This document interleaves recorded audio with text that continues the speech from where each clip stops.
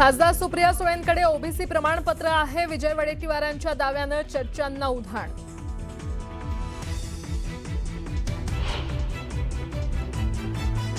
जयंत पाटलांनी मुख्यमंत्री व्हावं अशी वाळवा तालुक्याची इच्छा. सांगली जिल्हा बँकेचे माजी अध्यक्ष दिलीप पाटलांनी व्यक्त केली इच्छा. तर तुमच्या मनात जी सल तीच माझ्या मनात आहे, जयंत पाटलांची प्रतिक्रिया.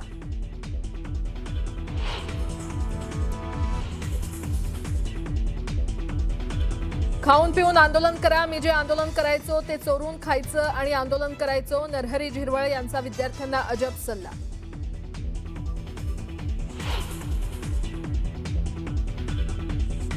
पालकमंत्रीपदाचा तिढा सुटला, मात्र रायगडमध्ये राजकीय धुसफूस कायम. महेंद्र दळवींच्या अकलेची कीव वाटते.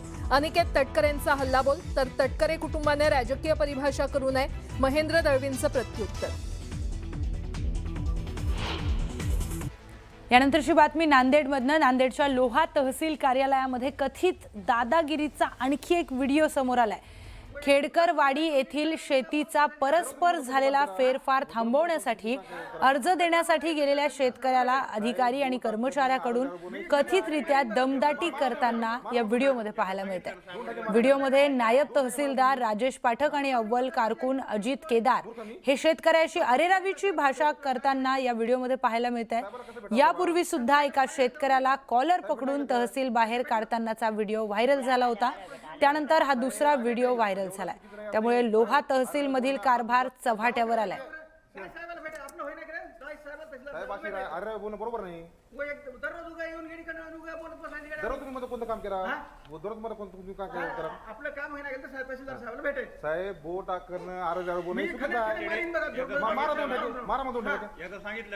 यानंतर एक ब्रेकिंग न्यूज समोर येते. ही ब्रेकिंग न्यूज राजकीय वर्तुळातून पाहायला मिळते. शरद पवारांच्या राष्ट्रवादीच्या खासदार सुप्रिया सुळे यांच्याकडे ओबीसी प्रमाणपत्र असल्याचा मोठा दावा काँग्रेस नेते विजय वडेट्टीवार यांनी केलाय. अर्ध्या मराठ्यांनी ओबीसी प्रमाणपत्र घेतल्याचं मोठं वक्तव्य वडेट्टीवारांनी केलंय. जरांगे पाटलांना कदाचित माहिती नसेल, पण जेवढे मोठे नेते आहेत त्यांच्याकडे ओबीसी प्रमाणपत्र आहे. सुप्रिया सुळेंकडे देखील हे प्रमाणपत्र असल्याचा दावा केल्यामुळे चर्चांना उधाण आलंय.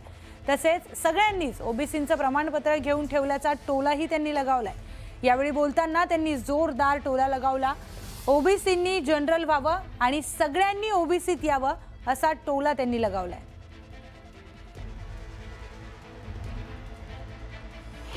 अर्ध्या मराठ्यांनीच घेतला, 90% घेतला. काय आता जरांगे पाटलांना जरा माहिती कदाचित नसेल, पण जेवढे मोठे नेते आहेत सुप्रिया सुळेंच्याकडे पण आहे. हो, सगळ्यांच्याकडे आहे. कोण नाही आहे, सगळ्यांनी ते प्रमाणपत्र ओबीसीचं घेऊन ठेवलं आहे. मला वाटतं की ओबीसीनी जनरल व्हावं आणि सगळ्यांनी ओबीसीत यावं. तर सुप्रिया सुळे यांच्याकडे ओबीसी प्रमाणपत्र असल्याचा मोठा दावा काँग्रेस नेते विजय वडेट्टीवारांनी केलेला आहे आणि त्यामुळे आता पुन्हा एकदा चर्चांना उधाण आलेलं आहे. मनोज जरांगे पाटील यांच्या विषयावर जेव्हा विजय वडेट्टीवार बोलत होते तेव्हा त्यांनी सांगितलं की अनेक मराठ्यांनी ओबीसीचं प्रमाणपत्र हे घेऊन ठेवलेलं आहे आणि हे बोलताना त्यांनी खासदार सुप्रिया सुळे यांचाही उल्लेख केलाय. खासदार सुप्रिया सुळे यांच्याकडे ओबीसी प्रमाणपत्र असल्याचा मोठा दावा विजय वडेट्टीवार यांनी केलाय. त्याचबरोबर अर्ध्या मराठ्यांनी ओबीसी प्रमाणपत्र घेतल्याचं मोठं विधान देखील त्यांच्याकडून करण्यात आलंय. या संदर्भामध्ये आता राजकीय वर्तुळातून काय प्रतिक्रिया येतात तेही पाहणं महत्त्वाचं आहे. विजय वडेट्टीवार बोलताना म्हणालेत की कदाचित मनोज जरांगे पाटलांना माहिती नसेल, जितके मोठे नेते आहेत त्यांच्याकडे ओबीसी प्रमाणपत्र आहे आणि सुप्रिया सुळे यांच्याकडे देखील हे प्रमाणपत्र असल्याचा दावा त्यांनी केलेला आहे. त्यामुळे आता चर्चांना उधाण आलंय. सगळ्यांनीच ओबीसीचं प्रमाणपत्र घेऊन ठेवल्याचा टोला विजय वडेट्टीवारांनी लगावला आणि यावेळी बोलताना ते म्हणाले की ओबीसींनी जनरल व्हावं आणि सगळ्यांनी ओबीसीमध्ये यावं असा टोला त्यांनी लगावलेला आहे. मात्र या सगळ्यांमध्ये सुप्रिया सुळेंचं नाव घेऊन त्यांनी एक मोठा दावा केलेला आहे आणि त्यामुळेच आता या संदर्भात राजकारण सुद्धा तापू शकतं. या संदर्भात राजकीय वर्तुळातून काय प्रतिक्रिया आहेत ते पाहूयात आपण. आपल्यासोबत खासदार सुप्रिया सुळे जोडल्या गेलेल्या आहेत. सुप्रियाताई, विजय वडेट्टीवारांनी केलेलं वक्तव्य तुम्ही ऐकलं, तुमची प्रतिक्रिया?